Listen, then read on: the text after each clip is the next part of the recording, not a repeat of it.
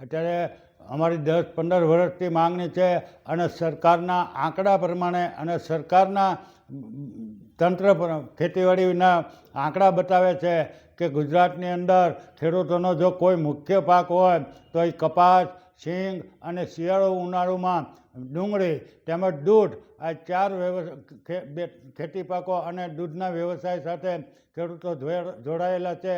એટલે એ 4ના જો વધારેમાં વધારે ભાવ મળે તો જ ખેડૂતો જીવી શકે, નહીંતર તો ખેડૂતો બરબાદ થઈ જાય. કારણ કે ગુજરાતમાં 80%થી આસપાસ ખેડૂતો અને પશુપાલકો આ 3 પાક કપાસ, સિંગ અને ડુંગળી ઉપર જ નભે છે. તેમજ દૂધ પણ એટલો જ વ્યવસાયમાં છે. એટલે આના ભાવ જો ડબલ થાય તો જ અત્યારે ખેડૂતો જીવી શકે એમ છે. અને એમાં પણ સરકાર જો ધારે તો આ બધું જ કરી શકે એમ છે.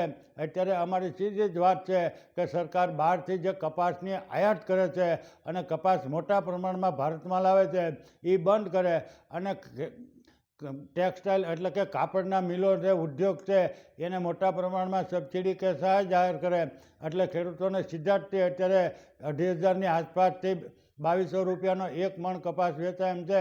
એવી જ રીતે તે જે બહારથી તેલની આયાત કરી અને જે પામોલ તેલ અને અખાડ તેલ મોટા પ્રમાણમાં લાવી અને અહીંયા તેલની આયાત કરે છે. એટલે આપણા તેલની કોઈ કિંમત રહેતી નથી અને ભેળસેળિયું તેલ લોકોને ખાવું પડે છે અને એ ઝેરી તેલ હોય છે. એટલે જો એ આયાત તેલની ને કપાસની બંધ કરે તો સિંગના પણ અત્યારે 2,000 રૂપિયાની આસપાસ ખેડૂતોને ભાવ મળી રહે એમ છે. એવી જ રીતે ડુંગળીની નિકાસ છે એ નિકાસબંધી મોટા પ્રમાણમાં નિકાસ કરે અને નિકાસની જે ડ્યુટી છે એ સદંતર બંધ કરે અને નિકાસકારોને 20થી 25% સહાય આપે અને રેલવેના વેગેનો મહુવા, ભાવનગર, ગોંડલ, અમદાવાદ વગેરે જે યાર્ડો છે એને રોજ રેલવેના વેગેનો આપે અને સરકાર મફત આપે. તો આ બધું આસાનીથી જો સરકાર ધારે તો થઈ શકે એમ છે. પણ સરકાર આવું કંઈ કરવા માંગતી નથી. એટલે અમે ભાવનગરના મહારાજા કૃષ્ણકુમારસિંહજી એ 1947માં 15મી જાન્યુઆરીએ પોતાનું રાજ પ્રજાના હિત માટે અને અંગ્રેજોને ભગાડવા માટે આવ્યું તેને ત્યાગ દિવસ તરીકે ઉજવવામાં આવે છે. એટલે 15મી જાન્યુઆરી 15/1/2025ને બુધવારે સવારે 10 વાગે અમે ભાવનગર માર્કેટિંગ યાર્ડમાં એ ખેડૂતોનું જબરું સ્નેહ મિલન રાખવાના છીએ અને એની અંદર ભાવનગરના મહારાજા કૃષ્ણકુમારસિંહજીને મરણોત્તર ભારત રત્ન સરકાર આપે એવી એક માંગ કરવાના છીએ.